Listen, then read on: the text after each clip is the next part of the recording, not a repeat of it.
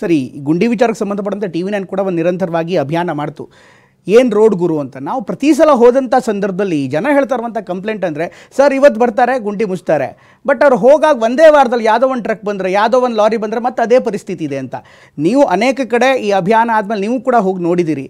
ಸಮಸ್ಯೆ ಇರುವಂಥದ್ದು ಅಂದರೆ ಸರ್, ಈಗ 10,000ದಿಂದ 3,000ಕ್ಕೆ ಬಂದಿರ್ಬೋದು, ಮತ್ತೆ 10,000 ವಾಪಸ್ ಹೋದಲ್ಲಿ ಅಥವಾ ಮತ್ತೆ ಇನ್ನೊಂದು ಸಮಸ್ಯೆ ಆಗಿರುತ್ತೆ.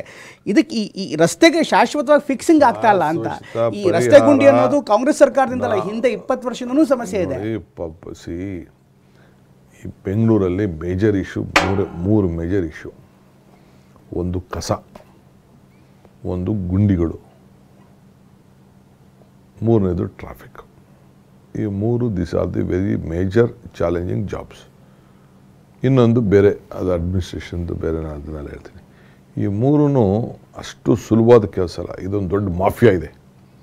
ಈ ಕಸ ವಿಚಾರದಲ್ಲೇ ಕೋರ್ಟ್ಗಳನ್ನ ಮಿಸ್ಯೂಸ್ ಮಾಡಿಕೊಂಡು, ಕೋರ್ಟ್ಗೆ ಬಿಸ್ಕೈಟ್ ಮಾಡಿಕೊಂಡು, BJP ಗೌರ್ಮೆಂಟ್ ಇರ್ಬೋದು, ನಮ್ಮ ಗೌರ್ಮೆಂಟಲ್ಲಿ ಹಾಕೋಕ್ಕೆ ಬಿಡಲಿಲ್ಲ, ದೊಡ್ಡ ಮಾಫಿಯಾ.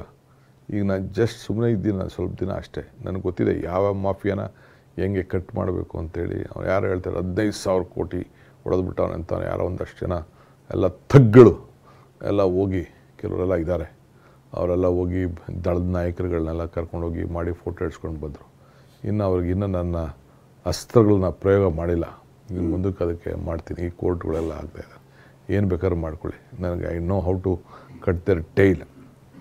ಈ ಬೆಂಗಳೂರು ನಗರಕ್ಕೆ ಇದೊಂದು ದೊಡ್ಡ ಮಾಫಿಯಾ ಕಸದ ವಿಚಾರದಲ್ಲಿ. ಜಾಗಗಳಿಗೆ ಹಾಕೋಕ್ಕೆ ಮತ್ತೊಂದು, ಅವ್ರ ಲೆಕ್ಕ, ಅವ್ರ ವೆಹಿಕಲ್ಲು, ಇವೆಲ್ಲ ಭಾಳ ದೊಡ್ಡ ಇಶ್ಯೂಸ್ ಇದೆ. ಆದರೆ ಒಂದೇ ಸತಿ ಇದು ಆಗಲ್ಲ. ನಾನು I am already on the job. ಎರಡನೇದು ಈ ಗುಂಡಿ ವಿಚಾರ, ರೋಡಿನ ವಿಚಾರ. ಮೇಜರ್ ರೋಡ್ಸ್ ಎಲ್ಲ ನಾವು ತೆಗೆದುಕೊಂಡಿದ್ದೀವಿ, ಮೇಜರ್ ರೋಡ್ಸ್ ಎಲ್ಲ ಕೆಲವೆಲ್ಲ ತೆಗೆದುಕೊಂಡಿದ್ದೀವಿ. ಮೇಯ್ನ್ ವಾರ್ಡ್ ರೋಡು, ಅದಕ್ಕೆ ಈಗ ಒಂದು ಪರಿಹಾರ ಕಂಡುಹಿಡಿದಿದ್ದೀವಿ. ಈಗ ನಮ್ಮ ಆಫೀಸರ್ಸ್ಗೂ ಬೆಳಗ್ಗೆ ಸಾಯಂಕಾಲ ಅವರೆಲ್ಲ ಡಿವೋಟ್ ಮಾಡ್ತಾಯಿದ್ದಾರೆ. ಆಗ ಟ್ರಾಫಿಕ್ ಏನಾಗಿದೆ ಅಂತಂದರೆ, ವೆಹಿಕಲ್ಸ್ ಜಾಸ್ತಿ ಆಗ್ತಾಯಿದೆ, ವಿಪರೀತ ವೆಹಿಕಲ್ಸ್ ಆಗ್ತಾಯಿದೆ. ರೋಡ್ನ ವೈಡ್ನಿಂಗ್ ಮಾಡೋಕ್ಕಾಗ್ತಾಯಿಲ್ಲ. ಅದಕ್ಕೆ ನಾನು ಸ್ಪೆಷಲ್ಲಾಗಿ 113 kilometre flyover, 46 kilometre double decker, almost 160 kilometre add ಆಗ್ತದೆ ರೋಡ್ ಡಬಲ್ ಮೇಲ್ಗಡೆ ಬೆಂಗಳೂರು ನಗರದಲ್ಲಿ ಆ್ಯಡ್ ಆಗ್ತದೆ. ಆಮೇಲೆ ಟನಲ್ 40 ಕಿಲೋಮೀಟ್ರಿಗೆ ನಾನು ಪ್ಲ್ಯಾನ್ ಆಗಿದೆ. ಅದು ಒಂದು ದಿನಕ್ಕೆ ಆಗೋದಲ್ಲ. ಈಗ ಟನಲ್ ಕರೆದು ಬಿಟ್ಟಿದ್ದೀನಿ, ಟೆಂಡರ್ ಕರೆದಿದ್ದೀನಿ. ಅವರೆಲ್ಲ ಕೆಲವರು ಟೈಮ್ ಕೇಳಿದ್ದಾರೆ. 17,000 ಕೋಟಿ ರೂಪಾಯಿ ಬೂಟ್ ಮಾಡ್ಲಂತ ನಾವು ಹೇಳ್ದೋ.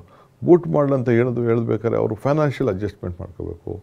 ಈಗ ಟನಲ್ ಬೋರಿಂಗ್ ಮಿಷಿನು ನಾವು 13.5-14 ಕಿಲೋಮೀಟ್ರ್ 16 ಡಯಾಮೀಟ್ರ್ ಹಿಡ್ದೀವಿ. ಅಂದರೆ 6 ವೆಹಿಕಲ್ ಹೋಗಬೇಕು, 3 ವೆಹಿಕಲ್ ಒಂದು ಕಡೆ, 3 ವೆಹಿಕಲ್ ಇನ್ನೊಂದು ಕಡೆ ಬರೋವಂಥದ್ದು ಹೋಗಬೇಕು. ಅದು ಬರಬೇಕಾದ್ರೆ 1.5 ವರ್ಷ ಬೇಕು. ಇವತ್ತು ಆರ್ಡ್ರ್ ಕೊಟ್ಟರೆ, ಚೈನಾಯಿಂದ ಇತ್ತು, ಚೈನಾ ಸ್ಟಾಪ್ ಆಗಿದೆ. ಜರ್ಮನಿಯಿಂದನೋ ಅಮೇರಿಕಾಯಿಂದನೋ ಆ ಮಿಷಿನ್ಸ್ ಬರಬೇಕು, ಟನಲ್ ಬೋರಿಂಗ್ ಮಿಷಿನು ಆ ಸೈಜ್ ಬರಬೇಕು. 1.5 ವರ್ಷ ಬೇಕು. ಅಷ್ಟರೊಳಗೆ ಬೇಕು. ಆ ಸ್ಲರಿ ತೆಗಿಬೇಕು, ಅಂಡರ್ಗ್ರೌಂಡ್ ಲ್ಯಾಂಡ್ ಅಕ್ವಿಷನ್ ಮಾಡೋಕ್ಕಾಗಲ್ಲ. ಯಾರು ಈ ದೇಶದಲ್ಲಿ ಏನೋ ತೀರ್ಮಾನ ಮಾಡಿದ್ರು ಪೊಲಿಟಿಕಲ್ ಲೀಡರ್ಸು. ನಮ್ಮಂಥ ಧೈರ್ಯವಾಗಿ ತೀರ್ಮಾನ ತೆಗೆದುಕೊಳ್ಳೋಂಥ ರಾಜಕಾರಣಿಗಳಿದ್ರೆ ಮಾತ್ರ ಇಂಥ ಒಂದು ತೀರ್ಮಾನ. ಈಗ ಆಯಿತು, ಇಷ್ಟು ಮಾತಾಡ್ತಾರಲ್ಲ, ಅವನು ಯಾರೊಬ್ಬ MP, I don't want to name his name, ಈ ಟನಲ್ ಮಾಡ್ತಾ ಇರೋದು ದುಡ್ಡು ಬಾಚಕ್ಕೆ ಅಂತ ಹೇಳ್ತಾ ಇದ್ದ. ಅವನ ಯೋಗ್ಯತೆಗೆ ₹1 ತರೋಕ್ಕಾಗಲಿಲ್ಲ MP. Not even ₹1. One day he has not gone to the Prime Minister for party and raised a question and brought ₹10 money to the government of Karnataka. ದುಡ್ಡು ಭಾಷಕ್ಕೆ ಆಗ್ತಾ ಇದ್ದಾರಂತೆ.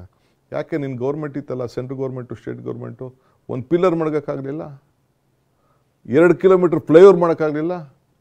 ಪಾಪ ಈಜಿಪುರ ಫ್ಲೈಓವರ್ನ ಎಷ್ಟು ವರ್ಷ ಪೆಂಡಿಂಗ್ ಇತ್ತು? 8-9 ವರ್ಷ. ಈಗ ರಾಮಲಿಂಗಾರೆಡ್ಡಿ ಇನಿಷಿಯೇಟಿವ್ ತೊಗೊಂಡು ನಾವು ಏನೋ ಮಾಡಿ ಅದನ್ನು ಕಂಪ್ಲೀಟ್ ಮಾಡಬೇಕು ಅಂತ ಒಂದು ಪ್ರಯತ್ನ ಮಾಡ್ತಾಯಿದ್ವಿ. You tell me one work in the BJP regime, one work. ಈ ಕರೀರಿ, ಇಲ್ಲ ಬೇಕಾದ್ರೆ ಅದು ಯಾರು, ಆ MP ನಾರು ಕರೀರಿ, ಆ ಮಿನಿಸ್ಟರ್ಗಳನ್ನಾರು ಕರೀರಿ, ಫಾರ್ಮರ್ ಚೀಫ್ ಮಿನಿಸ್ಟರ್ಗಳು ಕರೀರಿ, ನಾನು ಬೇಕಾದ್ರೆ ನಾನು ಮಾತಾಡ್ತೇನೆ. ಸೆಂಟ್ರಲ್ ಗೌರ್ಮೆಂಟ್ ಮಿನಿಸ್ಟರ್ಸು ನಮ್ಮ ಸ್ಟೇಟಿಂದ ಹೋಗಿದ್ದಾರೆ, MP ಗಳು ಹೋಗಿದ್ದಾರೆ. ಒಂದಿನ ಒಂದು ಸಣ್ಣ ಕೆಲಸ, ಒಂದು ರೆಪ್ರೆಸೆಂಟೇಷನ್ ಕೊಡೋಕ್ಕೆ ಅವ್ರಿಗೆ ಇದು ಇಚ್ಛಾಶಕ್ತಿ ಇಲ್ಲ. ಪಬ್ಲಿಕ್ ಮೇಲೆ ಟೀಕೆ ಮಾಡ್ತಾರೆ, ಏನು ಮಾತಾಡ್ತಾರೆ. ನಾವು ಇದನ್ನು ಬೆಡ್ ಸ್ಕ್ಯಾಮು ನಾನು ಹೇಳಿದ್ನ, ಬೆಡ್ ಇದನ್ನು ಅದೇನೋ ನಿಲ್ಲಿಸ್ತೀವಿ ಅಂತ ಅಂದ್ಬಿಟ್ಟು ಕೋವಿಡ್ ಸಂದರ್ಭದಲ್ಲಿ ಇವರೇ ಯಾರ ಮೇಲೆ? ಅವ್ರದ್ದೇ ಸರ್ಕಾರದ ಮೇಲೆ. ಬರೀ ಪಬ್ಲಿಸಿಟಿಗಿದ್ದಾರೆ ಹೊರತು ಅವರು ಜನರ ಬದುಕಿಗೆ, ಜನರ ಸಮಸ್ಯೆ ಬಗೆಹರಿಸಲಿಕ್ಕೆ ಯಾವುದಿಲ್ಲ. ಈಗ ನೀವು ಇದ್ದೀರ ಮೀಡಿಯಾಲಿ, you are there in the media. ನಾವು ಅಪೋಸಿಷನ್ ಪಾರ್ಟಿಲಿ ಇದ್ದೋ. ಅವರು ಅಧಿಕಾರದಲ್ಲಿದ್ದು. ಈಗ ಆಯ್ತಪ್ಪ, ಬೆಂಗಳೂರಿಗೆ ಏನು ಕಾಂಟ್ರಿಬ್ಯೂಟ್ ಮಾಡಿದ್ದಾರೆ ಹೇಳಿ ಪ್ಲೀಸ್, ಯು ಟೆಲ್. ಇಂಥ ಸಮಸ್ಯೆ, ಬೆಂಗಳೂರಿನ ಮೇಜರ್ ಸಮಸ್ಯೆ ಬಗೆಹರಿಸಲಿಕ್ಕೆ ಏನು ಮಾಡಿದ್ದಾರೆ ಹೇಳಿ ನೋಡೋಣ. ಅಟ್ಲೀಸ್ಟ್ ಮನಮೋಹನ್ ಸಿಂಗ್ ಕಾಲದಲ್ಲಿ ನರಮ್ ಯೋಜನೆ ಅಂತ ಇತ್ತು, ಜವಾಹರ್ಲಾಲ್ ಹೆಸರಲ್ಲಿ ಅಂತ ಏನೋ ಕಾರ್ಯಕ್ರಮ ಇದೆಯಾ? ನಾನು ಪ್ರೈಮ್ ಮಿನಿಸ್ಟರ್ಗೆ 4 ಸತಿ ಹೇಳಿದ್ದೀನಿ ಬೆಂಗಳೂರಿಗೆ. ಮೊನ್ನೆ ಕೂಡ ನಾನು ಬಂದಾಗ ನಾನು ಹೇಳಿದೆ. ಅವ್ರು ಹೇಳ್ತಾರೆ it is a global city ಅಂತ. See, Bangalore is been attracted by its own talent. See, ಇಲ್ಲಿ ಜನರ ಹೆಚ್ಚು ಕಮ್ಮಿ ಈ ದೇಶಕ್ಕೆ ನಂಬರ್ 2 ಹೈಯೆಸ್ಟ್ ಟ್ಯಾಕ್ಸ್ ಇಲ್ಲಿ ಕೊಡ್ತಾ ಇದ್ದಾರೆ. What central government is helping? ನಾನು 1,23,00,000 ಯೋಜನೆನ ಇವತ್ತು ಬೆಂಗಳೂರು ಪ್ಲಾನಕ್ಕೆ, not 1 year, it will take 4-5 years ಮಾಡಿದ್ದೀನಿ in the history of Karnataka.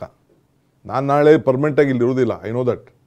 But in the history of Karnataka, in the history of Bangalore, ಇಂಥ ಐತಿಹಾಸಿಕವಾದಂಥ ತೀರ್ಮಾನ ಯಾವಾಗೂ ತೆಗೆದುಕೊಂಡಿಲ್ಲ. ಈಗ 2006-07 ಫೆರಿಫರಲ್ ರಿಂಗ್ ರೋಡ್ ಮಾಡಿದ್ರು, ಎಲ್ಲಿ? ನಾರ್ತಲ್ಲಿ. ಸೌತಲ್ಲೂ ಮಾಡಿದ್ರು ಎಲೆಕ್ಟ್ರಾನಿಕ್ ಸಿಟಿ. ಯಾಕೆ ಇವ್ರು ತೊಗೊಳ್ಳಿಲ್ಲ? Why did they stop? ಅವತ್ತು ತೊಗೊಂಡಿದ್ರೆ 3,000 ಕೋಟಿ ರೂಪಾಯಿ ಮುಗಿದೋಗ್ಬಿಡೋದು, 4,000 ಕೋಟಿ ರೂಪಾಯಿ. ಯಾಕೆ ಇವ್ರು ತೊಗೊಳ್ಳಿಲ್ಲ? 2007 ನೋಟಿಫಿಕೇಶನ್ ಮಾಡಿದವರು, Y did they not implement? They did not have A political will. ಇವತ್ತು ನಾನು 26,000 ಕೋಟಿ ರೂಪಾಯಿ ಹುಟ್ಕೋತಾವು ಮಾತಾಡಿ ಸೈನ್ ಹಾಕಿ ಅವ್ರು ದುಡ್ಡು ಕೊಡೋಕ್ಕೆ ರೆಡಿ ಆದರು.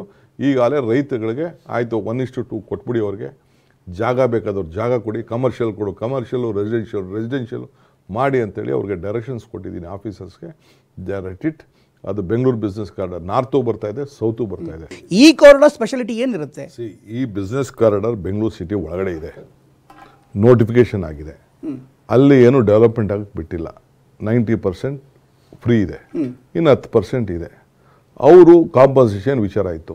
BDಯಲ್ಲಿ ಗೌರ್ಮೆಂಟ್, ಸೆಂಟ್ರಲ್ ಗೌರ್ಮೆಂಟು ಲಾ ಪ್ರಕಾರ ಅವ್ರಿಗೆ ಡಬಲ್ ಪ್ರೈಸ್ ಕೊಡಲಿಕ್ಕೆ ಅವಕಾಶ ಇಲ್ಲ. ಬಟ್ ಸ್ಟಿಲ್ ಬೆಲೆ ಏರಿಕೆ ಜಾಸ್ತಿ ಆಗಿದೆ ಅಂತೇಳಿ ಅವ್ರಿಗೆ 1:2 ಕೊಡಿ ಅಂತ ಹೇಳಿದ್ದೀನಿ. ಕೆಲವು ಕಡೆ ಜಾಗನೂ ಕೊಡಿ ಅಂತ ಹೇಳಿದ್ದೀನಿ. ಐದರ್ ಕಮರ್ಷಿಯಲ್ಗೆ ಇಷ್ಟು ಜಾಗ, ಇಲ್ಲ ರೆಸಿಡೆನ್ಷಿಯಲ್ ಲೆವೆಟಲ್ಲಿ ಇಷ್ಟು ಜಾಗ. ಅವ್ರಿಗೇನು ಜಮೀನು ಹೋಗಿದೆ, ಜಾಗ ಹೋಗಿದೆ, ಅದಕ್ಕೆ ಕೊಡಿ ಅಂತ ಹೇಳಿದ್ದೀನಿ. ಇಲ್ಲ TDR ಕೊಡಿ ಅಂತ ಹೇಳಿದ್ದೀನಿ. ಇಲ್ಲ ಅಂದರೆ FIR ಕೊಡಿ ಅಂತ ಹೇಳಿದ್ದೀನಿ. All this options I have given to them. ಜಮೀನು ಕಳ್ಕೊಂಡವ್ರಿಗೆ ಲಾಸ್ ಆಗಬಾರ್ದು ಅನ್ನೋ ದೃಷ್ಟಿಯಿಂದ 100 ಕಿಲೋಮೀಟರ್ ಬೆಂಗಳೂರು ಸಿಟಿ ಒಳಗೆ ಇಂಥ ಡಿಸಿಷನ್ ತೊಗೊಂಡಿದ್ದೀನಲ್ಲ, ಯಾಕೆ BJP ಅವ್ರು ತೊಗೊಳ್ಳಿಲ್ಲ? ಸಿ, ನಾನು ಇದನ್ನು ಭಾಳ ದೂರದ ಆಲೋಚನೆಯಿಂದ ನೋಡ್ತಾ ಇದ್ದೀವಿ. ಈಗ ರೈಟ್ ಆರ್ ರಾಂಗು, ನೈಸ್ ಯೋಜನೆ ಬಂತು, ಕೆಲವರೆಲ್ಲ ವಿರೋಧ ಮಾಡ್ತಾಯಿದ್ರು. ದೇವೇಗೌಡರು ವಿರೋಧ ಮಾಡ್ತಾಯಿದ್ರು, ಅವ್ರ ಮಗ ವಿರೋಧ ಮಾಡಿದ್ರು. ಆ ನೈಸ್ ರೋಡ್ ಇಲ್ಲ ಅಂದಿದ್ರೆ ಏನಾಗ್ತಿತ್ತು ಬೆಂಗಳೂರು? ಎಷ್ಟು ವೆಹಿಕಲ್ಸ್ ಹೋಗ್ತಾ ಇದೆ ಎವ್ರಿ ಡೇ? ಆ ನೈಸ್ ರೋಡ್ ಇಲ್ಲ ಅಂದರೆ ಅವ್ರಿಗೆ ಪರ್ಮಿಷನ್ ಕೊಡದೆ ಏನೇನೋ ನಡೀತಾ ಇದೆ. That is a different question. If NICE road was not there, ಅವ್ರದ್ದೇ ಸ್ವಂತ ಯಾರ್ದೋ ಜಮೀನುಗಳೊಂದಷ್ಟು ಇದೆ ಅಂತ ಅಂದ್ಬಿಟ್ಟು ಆ ಜಮೀನನ್ನ ಉಳಿಸ್ಕೊಳ್ಳೋಕ್ಕೆ ಯಾರು ಸೈನ್ ಹಾಕಿದ್ಯಾರು? ನಾವೇನು ಸೈನ್ ಹಾಕಿಲ್ವಲ್ಲ. It is infrastructure project. 1000 ವಿರೋಧ ಮಾಡ್ಬೋದು, no one can stop it. I know what is the law, what is the supreme court judgement in that. No one can. ಸದ್ಯಕ್ಕೆ ಯಾರೋ ಟೆಂಪ್ರರಿ ಡಿನೋಟಿಫೈ ಮಾಡಿ, ಅದು ಮಾಡಿ, ಇದು ಮಾಡಿ ಕೋರ್ಟ್ಗೆ ಹೋಗ್ತಾ ಇರ್ಬೋದು, ತರ್ಬೋದು. Ultimately supreme court has to decide on that issue. ಹಾಗೆ ಇವತ್ತು ನಾನು ಇವತ್ತು ಯಾರಿಗೂ ನಾನು ಇದನ್ನು ಡಿನೋಟಿಫೈ ಮಾಡಲ್ಲ ಅಂತ ಹೇಳ್ಬಿಟ್ಟೆ. ನಾನು ಈ ಬಿಸ್ನೆಸ್ ಕಾರಿಡಾರ್ ಏನಿದೆಯಲ್ಲ, south business corridor, nice road ಪಕ್ಕಕ್ಕೆ ಎಲೆಕ್ಟ್ರಾನಿಕ್ ಸಿಟಿ ಒಳಗಡೆ ಬರ್ತಾ ಇದೆ, ನಾರ್ತಲ್ಲೂ ಬರ್ತಾ ಇದೆ. ಇವೆರಡೂ ಸೇರಿ ಒಂದು ರೌಂಡ್ ಹೋಗ್ತಾ ಇದೆ. ನಾನು ಮಾಡೋದಿಲ್ಲ ಅಂತ ಹೇಳಿದೆ. ನಾನು ಮಾಡಿಬಿಟ್ಟು ನಾನು ಜೈಲಿಗೆ ಹೋಗ್ತಾನೆ ತಯಾರಿಲ್ಲ ಅಂತ ಹೇಳಿದ್ದೆ. There is lot of complication, court issues. So ಹಂಗೆ ಈ ಡಿಸಿಷನ್ ತೆಗೆದುಕೊಂಡಿದ್ವಿ. ಇದು ಟ್ರಾಫಿಕ್ನ 30% ಈಸ್ ಔಟ್ ಆಗ್ತದೆ ಇಲ್ಲಿ ಹೊರಗಡೆ, not in this city. Sir, ಸಿಟಿಗೆ ಈ ಸಮಸ್ಯೆನ ನಾನು ಹೇಳ್ತಾ ಇದ್ದೀನಲ್ಲ, 112 ಕಿಲೋಮೀಟರ್ ಫ್ಲೈಓವರು, 40 ಕಿಲೋಮೀಟರ್ಸ್ ಡಬಲ್ ಡಕ್ಕರು, ಒಂದೇ ಸತಿ ಒಂದು ಡಿಸಿಷನ್ ತೊಗೊಂಡಿದ್ದೀನಲ್ಲ, ಯಾರು ತೊಗೊಂಡಿದ್ದಾರೆ? ಪ್ಲಸ್ 40 ಕಿಲೋಮೀಟರ್ಸ್ ಟನಲ್ಲು ಯಾರು ತೆಗೆದುಕೊಂಡಿದ್ದಾರೆ? ಈಗ ಪಕ್ಕದ ತಮಿಳುನಾಡು ಇರ್ಬೋದು, ಆಂಧ್ರ ಇರ್ಬೋದು, ತೆಲಂಗಾಣ ಇರ್ಬೋದು, ಅವರು ಕೂಡ ನಮ್ಮ ಜೊತೆಗೆ ಕಾಂಪಿಟೇಟ್ ಮಾಡ್ತಿದ್ದಾರೆ. ಬೆಂಗಳೂರಿನ ಏರ್ಪೋರ್ಟಿಂದ ಎಲೆಕ್ಟ್ರಾನಿಕ್ ಸಿಟಿಗೆ ಹೋಗೋದಕ್ಕೆ 2 ಅವರ್ ಬೇಕು ಸರ್. ಅದೇ ಲೇಪಾಕ್ಷಿ ಕಾರಿಡಾರ್ಗೆ 18ರಿಂದ 20 ನಿಮಿಷ ಅಂತಿದ್ದಾರೆ. ಈಗ ನಾರಾ ಲೋಕೇಶ್ ನೇರವಾಗಿ ಟ್ವೀಟ್ ಮಾಡಿ ಆಹ್ವಾನ ಕೊಟ್ಟಿದ್ದಾರೆ, ನೀವು ಬೆಂಗಳೂರಿಗೆ ಯಾಕೆ ಹೋಗ್ತೀರಿ, ನಮಗೆ ಬನ್ನಿ ಅಂತ ಇನ್ವೆಸ್ಟ್ಮೆಂಟ್ ಕರೀತಾ ಇದ್ದಾರೆ. ಬೆಂಗಳೂರಿನ ಇಮ್ಯುನಿಟಿ ಕಡಿಮೆ ಆಗ್ಬಿಡಲ್ವಾ ಈ ಥರ ಮೂಲಭೂತ ಸೌಕರ್ಯ ಎಲ್ಲ ಅಂದರೆ ಪ್ರಶ್ನೆ ಇರುವಂಥದ್ದು. Is an young man, hungry man, young man. ಪಾಪ ಅವ್ರಿಗೆ ಒಳ್ಳೇದಾಗಿದೆ, ಹೊಸ್ದಾಗಿ ಅಧಿಕಾರಕ್ಕೆ ಬಂದಿದ್ದಾರೆ. ಪಾಪ his father is a great leader, senior leader. ಅದರಲ್ಲಿ ಅದನ್ನು ಚರ್ಚೆ ಮಾಡೋಕ್ಕೆ ಹೋಗೋದಿಲ್ಲ. How can you compare Bangalore with that? ಏನು ಹುಟ್ಟವೆಲ್ಲ ಬಸವ ಆಗಾಯ್ತದ? ನೂರಾರು ಊರುಗಳು ಹುಡ್ತವೆ, ಎಲ್ಲ ಬಸವ ಅದಾವ? You can't match Bengaluru in this country. ಯಾಕೆ ಪ್ರೈಮ್ ಮಿನಿಸ್ಟರ್ ಬಂದು ದಿಸ್ ಇಸ್ ಗ್ಲೋಬಲ್ ಸಿಟಿ ಅಂತ ಯಾಕೆ ಮೊನ್ನೆ ಮಾತಾಡಿದ್ರು? ಹೋಗಲ್ಲಿ ಮಾತಾಡಲಿ, ವಿಜಯವಾಡಗೆ ಹೋಗ್ಬಿಟ್ಟು ಇದು ಗ್ಲೋಬಲ್ ಸಿಟಿ ಬನ್ನಿ ಅಂತ ಪ್ರೈಮ್ ಮಿನಿಸ್ಟರ್ ಕರೀಲಿ. ಯಾರು ಬೇಡ ಅಂತ ಹೇಳ್ತಾರೆ? ಬೆಂಗಳೂರಲ್ಲಿರೋಂಥ ವೆದರ್, ಬೆಂಗಳೂರಿರೋಂಥ ಟ್ಯಾಲೆಂಟು, ಬೆಂಗಳೂರಿರೋಂಥ ಹೆಲ್ತ್ ಕೇರು, ಬೆಂಗಳೂರಿರೋಂಥ ಯಂಗ್ ಫೋರ್ಸು, ಬೆಂಗಳೂರಿರೋಂಥ ಎಜುಕೇಷನ್ನು, ಬೆಂಗಳೂರಲ್ಲಿರೋಂಥ ಕಲ್ಚರು ಯಾರಿಲ್ಲ. ಇಡೀ ಪ್ರಪಂಚದಲ್ಲಿ ಭಾರತವನ್ನು ನೋಡ್ಬೇಕಾದ್ರೆ ಬೆಂಗಳೂರು ಮುಖಾಂತರನೇ ನೋಡಬೇಕು. ಸೊ ಅದರಿಂದ ನಾನು ಯಾಕೆ ಈ ಬೆಂಗಳೂರನ್ನ ಎಕ್ಸ್ಪ್ಯಾಂಡ್ ಮಾಡಿದೆ ಅಂತಂದರೆ, Bengaluru south district, north district, ನಾವು ಮೂಲಭೂತ ಬೆಂಗಳೂರಿನವರು. ಅವ್ರು ಯಾರೋ ಒಬ್ಬ ಮಾತಾಡ್ತಿದ್ದ ರಿಯಲ್ ಎಸ್ಟೇಟ್ಗೋಸ್ಕರ ಮಾಡ್ತಾರೆ. ನೀನು ಯಾಕೆ ಬಂದಪ್ಪ ಹಾಸನದಿಂದ ಇಲ್ಲಿ ಜಮೀನು ತೊಗೊಳಕ್ಕೆ? 10,000 ಕೋಟಿ ರೂಪಾಯಿನ ಆಸ್ತಿ ಇದೆಯಪ್ಪ ನಿಮ್ಮ ಕುಟುಂಬದ್ದು, ಪಟ್ಟಿಕೊಳ್ಳ ನಾನು. ನೀನು ಯಾಕೆ ಇಲ್ಲಿ ಜಮೀನು ತೊಗೊಂಡಿದ್ಯಾ 100 ಎಕರೆ? ಇಲ್ಲಿ ಯಾಕೆ ರಾಜಕಾರಣ ಮಾಡೋಕ್ಕೆ ಬಂದಿದ್ಯಾ? ಇರಬೇಕಾಯ್ತಲ್ಲಿ ಒಳ್ಳೆ ನರಸಪುರದಲ್ಲಿ, ಯಾರು ಬೇಡ ಅಂದರು? ನಿನ್ಗೆ ಬಂದಾಗ ತಾನೇ ಬೇರೆಯವರು ಬರೋದು. ನಾವು ಹುಟ್ಟಿರೋರು ಇಲ್ಲಿ, we are born in this. Kempegowda ಕಟ್ತಾ ಅದನ್ನು ವಿಸ್ತರಣೆ ಅಲ್ಲ, ಇರೋದನ್ನ ನಾವು ಕಾಪಾಡ್ಕೊಂಡು ಹೋಗ್ತಾ ಇದ್ದೀವಿ. ಮೊನ್ನೆ ನೀವು ರಾಮನಗರಕ್ಕೆ ಹೋದ್ರಿ, ಬಿಡದಿಗೆ ಹೋದ್ರಿ, ರೈತರು ಕೂಡ ನಿಮ್ಮ ಬಗ್ಗೆ ಮಾತಾಡೋಕೆ ಬಂದರು, ನೀವು ಕೆಲವೊಂದಿಷ್ಟು ನೇರವಾಗಿ ನೋಡಿದ್ರಿ, ಅದ್ರ ಬಗ್ಗೆ ಕೂಡ ಕಾಮೆಂಟ್ಸ್ಗಳು ಬರ್ತಾ ಇದೆ. ನೀವು ಅದನ್ನು ಹೇಗೆ ಸಮರ್ಥನೆ ಮಾಡ್ಕೋತೀರಿ? ನೀವು ಹೇಳಿದ್ರಿ ಇವರೆಲ್ಲರೂ ಕೂಡ ನಮ್ಮೂರವ್ರನ್ನವರು ನಾವು ಸಮರ್ಥನೆ ಮಾಡ್ಕೋತೀವಿ ಅಂತ, ಬಟ್ ಅದಕ್ಕೆ ಸಂಬಂಧಪಟ್ಟಂತೆ ಸಹಜವಾಗಿ ರಾಜಕೀಯವಾಗಿ ಪ್ರಶ್ನೆಗಳು ಹುಡ್ತಾ ಇದೆ. ಈ ಥರ ಮಾತಾಡ್ಬೋದು, ಒಬ್ಬ ಮುಖ್ಯಮಂತ್ರಿ ಆಗಿ ಬಯಸೋರು ಹೀಗೆ ಮಾತಾಡೋದು ಸಾಧ್ಯನಾ ಅಂದರು. ನೋಡಪ್ಪ, ನಾ ಮಾತಾಡ್ದೆ ಹಿಂಗೆ, they can't change me, they also no that I will not change. ಅವರು ಹಸಿರು ಟವಲ್ ಹಾಕ್ಕೊಂಡವರೆಲ್ಲ ರೈತರಲ್ಲ, ಅವರೆಲ್ಲ ಜನತಾದಳ ಕಾರ್ಯಕರ್ತರು, ಬಾಲಕೃಷ್ಣನ ಕಟ್ಟ ವೈರಿಗಳವರು. ಅವರು ಬಂದು ಕುಮಾರಸ್ವಾಮಿನೇ ಈ ಪ್ರಾಜೆಕ್ಟ್ ಇಂಪ್ಲಿಮೆಂಟ್ ಮಾಡಿದ್ದು, ಶುರು ಮಾಡಿದ್ದು, ನೋಟಿಫೈ ಮಾಡಿದ್ದು ಕುಮಾರಸ್ವಾಮಿ ಜಮೀನು ಇದೆ, ಅವ್ರ ಧರ್ಮಪತ್ನಿ ಜಮೀನು ಇದೆ. ಯಾರು ಕೊಟ್ಟರೋ ಏನು ಕೊಟ್ಟರೋ ದುಡ್ಡು ಎಲ್ಲಿಂದ ಬಂತು ಅದೆಲ್ಲ ನನಗೆ I don't want to describe. ಅವ್ರು ನಿರಾಕರಿಸಿದ್ದಾರೆ. ನಮ್ದೇನಾದ್ರು ಜಮೀನ್ದಾರ ನಾವು ರೈತರಿಗೆ ಕೊಡೋಕ್ಕೆ ಸಿದ್ಧ ಅಂದಿದ್ದಾರೆ. ಕೊಟ್ಬಿಟ್ಟಿದ್ನಲ್ಲ ನಾನು ಲೆಟ್ರೇ, ನಮ್ಮ GBA ಚೇರ್ಮನ್ ಕೊಟ್ಬಿಟ್ಟಿದ್ದಾರಲ್ಲ, ಲೆಟ್ರೇ ಕೊಟ್ಟಿದ್ದಾರಲ್ಲ. ಅವರೇನು ನಮ್ದು ಪ್ರಾಜೆಕ್ಟ್ ತೊಗೊಬಿಡಿ ಅಂತ ಹೇಳಿಲ್ಲ, ನಮ್ಮ ಹತ್ರನೇ ಡೈರೆಕ್ಟಾಗಿ ವ್ಯವಹಾರ ಮಾಡಿ ಅಂತ ಹೇಳೋರು. GPA ಬಿಟ್ಬಿಟ್ಟು they have not objected, they have purchase the land in that. ಇಲ್ಲಿ ಅವ್ರಿಗೆ ಒಳ್ಳೇದಾಗ್ತದೆ, ಒಳ್ಳೇದಾಗಲಿ, there is a different question. But ಅವರು ಜನತಾದಳದ ಕಾರ್ಯಕರ್ತರು, ಅವ್ರದ್ದು ಪರ್ಸ್ನಲ್ ಕೆಲವು ಎಲ್ಲ ರಿಯಲ್ ಎಸ್ಟೇಟ್ ಏಜೆಂಟ್ಗಳು ಇದ್ದಾರೆ, ಕೆಲವರು ಜಮೀನ್ದಾರು ಇದ್ದಾರೆ, ನಾನು ಇಲ್ಲ ಅಂತ ಹೇಳೋದಿಲ್ಲ. ಅಲ್ಲಿ ನಮ್ಮಲ್ಲಿರೋ ಮೆಂಬರ್ಸ್ದು ಪಾಪ ಜಮೀನುಗಳು ಹೋಗಿದೆ. ಬಟ್ ನಾನು ಅವ್ರು ಕೊಟ್ಟಿರುವಂಥ ಕಾಂಪನ್ಸೇಷನ್ ಇದೆಯಲ್ಲ, ತೀರ್ಮಾನ ಮಾಡಿದ್ದು, ಯಾವತ್ತೂ ಬೆಂಗಳೂರಲ್ಲಿ ಅಷ್ಟು ದೊಡ್ಡ ಕಾಂಪನ್ಸೇಷನ್ ತೀರ್ಮಾನ ಮಾಡಿಲ್ಲ. 50% ಆಫ್ ದಿ ಲ್ಯಾಂಡ್, 40% 45 ಅದೆಷ್ಟೋ ಕಮರ್ಷಿಯಲ್ ಏನೋ ಹೇಳಿದ್ದೀನಿ, ರೆಸಿಡೆನ್ಷಿಯಲ್ಗೆ ಏನೋ ಬೇರೆ ಹೇಳಿದ್ದೀನಿ. ದುಡ್ಡು ಕೂಡ 1.5 ಕೋಟಿಯಿಂದ 2.5 ಕೋಟಿ, ಮೇನ್ ರೋಡಲ್ಲಿದೆ 2.5 ಕೋಟಿ, ಒಳಗಡೆ ಇತ್ತು ಅಂದರೆ 1.5 ಕೋಟಿ ಅಂತ ಅನೌನ್ಸ್ಮೆಂಟ್ ಮಾಡಿದೆ.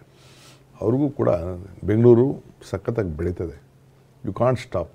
ನಮ್ದು ಏನಪ್ಪ ಅಂದರೆ ಸ್ವಲ್ಪ ಹಿಂದಕ್ಕೆ ಹೋಯ್ತು ಅಂದರೆ ಬೆಂಗಳೂರು ಪ್ರೆಷರ್ ಸ್ವಲ್ಪ ಕಡಿಮೆ ಆಗಲಿ ಅನ್ನೋ ದೃಷ್ಟಿಯಿಂದ ಈ ರೀತಿ ಹಿಂದೆ ಹೆಂಗೆ ಸ್ಯಾಟಲೈಟ್ ಟೌನು, ಒಂದು ಕಾಲದಲ್ಲಿ ಕೆಂಗೇರಿ, ಒಂದು ಕಾಡು ಯಲಹಂಕ, ಇವೆಲ್ಲ ಮಾಡ್ಕೊಂಡು ಬಂದರು, ಈ ಪ್ರೆಷರ್ ಕಡಿಮೆ ಆಗಲಿ ಅಂತೇಳಿ ಈಗ ಅದೆಲ್ಲ ಸೇರ್ಕೊಬಿಟ್ಟಿದೆ. ಹಂಗೆ ನಾಳೆ ಆ ಏರಿಯಾ ಕೂಡ ಗ್ರೇಟರ್ ಬೆಂಗಳೂರು ಏರಿಯಾ ಬಿಡದಿನೂ ಬೆಂಗಳೂರು ಒಳಗಡೆ ಸೇರ್ಕೊಳ್ತದೆ. ಏನೂ ಮಾಡೋಕ್ಕಾಗಲ್ಲ. ಈಗ ನೀವು ಕೋಲಾರ ರೋಡಲ್ಲಿ ನೋಡ್ತಾ ಇದ್ದೀರಲ್ಲ, ಆಲ್ಮೋಸ್ಟ್ ಹೊಸಕೋಟೆ ಮುಟ್ಬಿಡ್ತಲ್ಲ. ಈಗ ನಂಬಿಕೆ ನಕ್ಷೆ ಅಂತ ತಂದಿದ್ದೀನಿ, ಪ್ಲ್ಯಾನ್.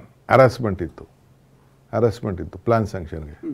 ಯಾರು ಬೇಕಾದ್ರೂ ಲೋಡ್ ಮಾಡ್ಬೋದು, 50-80ವರೆಗೂ ಅರ್ಜಿ ಹಾಕ್ಬೋದು.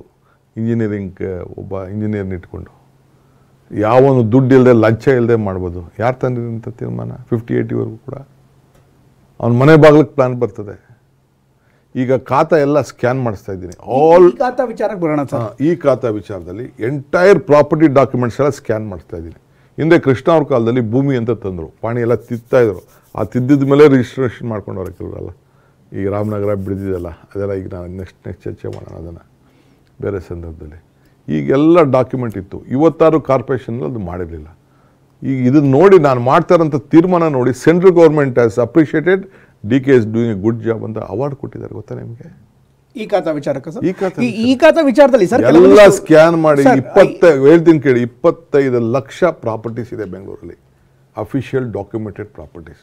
ಅದೆಲ್ಲ ಪೇಪರ್ ತೊಗೊಂಡು ಎಲ್ಲ ಸ್ಕ್ಯಾನ್ ಮಾಡ್ತಾಯಿದ್ವಿ, ಹಿಂದೆ ಮುಂದೆ ಎಲ್ಲ. ನಾಳೆ ಬೆಳಗ್ಗೆ ಯಾರು ತಿದ್ದಬಾರ್ದು, ನೀವು ನೋಡ್ಕೊಳ್ಬೋದು ನಿಮ್ಮ ಡಾಕ್ಯುಮೆಂಟ್ ಎಲ್ಲಿದೆ, ನಿಮ್ಮ ಖಾತಾ ಇದೆ ಅಂತೇಳಿ ಮಾಡಿ ಮನೆಗೆ ಹೋಗಿ ಇದನ್ನು ಡಾಕ್ಯುಮೆಂಟ್ ಕೊಟ್ಟು ಅವ್ರಿಗೆ ಪ್ರಿಮಿನರಿ ಏನಿದೆ ಅಂತ ಕೊಟ್ಟು ಅದಕ್ಕೆ ಏನಾದ್ರು ಸರಿ ಮಾಡ್ಕೊಳ್ಳೋಕ್ಕೆ ದಾಖಲೆಗಳೆಲ್ಲ ಮಾಡಿಕೊಂಡು ಅವ್ರು ಯಾರ್ಯಾರ ಹೆಸರು ಇರಬೇಕೋ ಭದ್ರ ಇರಬೇಕು ಮಾಡಿದ್ದೀನಿ. ಯಾರಿಂತ ತೀರ್ಮಾನ ಮಾಡಿದ್ದಾರೆ? ಅವ್ನ ಮನೆ ಬಾಗಿಲಿಗೆ ಒಂದು ರೆವಲ್ಯೂಷನ್ ಟೈಪ್ ಹೋಗ್ತಾ ಇದ್ದಾರೆ. ಸೊ ಹೀಗೆ ಅನೇಕ ವಿಚಾರಗಳು. ಒನ್ ಟೈಮ್ ಸೆಟಲ್ಮೆಂಟ್ ಸ್ಕೀಮ್ ತಂದೆ. ಈಗ ನಾವು ಮೊದಲು ಸೆಲ್ಫ್ ಅಸೆಸ್ಮೆಂಟ್ ಸ್ಕೀಮ್ ಇತ್ತು. ಆಗ ಕೆಲವರು ಎರಡು ಫ್ಲೋರ್ ಕಟ್ಟೋದು, 4 ಫ್ಲೋರ್ ಇರ್ತದೆ, 2 ಮಾತ್ರ ಡಿಕ್ಲೇರ್ ಮಾಡ್ಕೊಳ್ಳೋದು. ಅವನು ಯಾರು ರೆವಿನ್ಯೂ ಇನ್ಸ್ಪೆಕ್ಟ್ರಿಗೋ ಅವನು ಯಾರೋ ಇವನಿಗೂ ಯಾರಿಗೋ ಕಂಪ್ಲೀಟ್ ಅಡ್ಜಸ್ಟ್ ಮಾಡಿಕೊಂಡು ಟ್ಯಾಕ್ಸೇ ಕಟ್ತಿಲ್ಲ. ಈಗೆಲ್ಲ ಬಿಲ್ಡಿಂಗ್ ಎಷ್ಟೆಷ್ಟಿದೆ ಎಲ್ಲ ಕಂಪ್ಲೀಟ್ ಎಲ್ಲ ಸ್ಕ್ಯಾನ್ ಮಾಡಿ ಮಾಡಿ ಆಯಿತು. ಒನ್ ಟೈಮ್ ಸೆಟಲ್ಮೆಂಟು 1200 ಕೋಟಿಗೆ ಬಂತು. ಎ ಖಾತಾ ಬಿ ಖಾತಾ ಅಂತ ಎಲ್ಲರಿಗೂ ಫೆಸಿಲಿಟೀಸ್ ಕೊಟ್ಬಿಟ್ಟಿದ್ವಿ. ಎಂಟೈರ್ ಬಿ ಖಾತಾನೆಲ್ಲ ಎ ಖಾತೆ ಕನ್ವರ್ಟ್ ಮಾಡಬೇಕು ಅಂತ ತೀರ್ಮಾನ ಮಾಡಿದ್ದೀನಿ. ರೋಡ್ಸ್ ಇದ್ದಿದ್ದೆಲ್ಲ ಪ್ರೈವೇಟ್ ರೋಡ್ಸ್ನೆಲ್ಲ ಕಂಪ್ಲೀಟ್ ಸರ್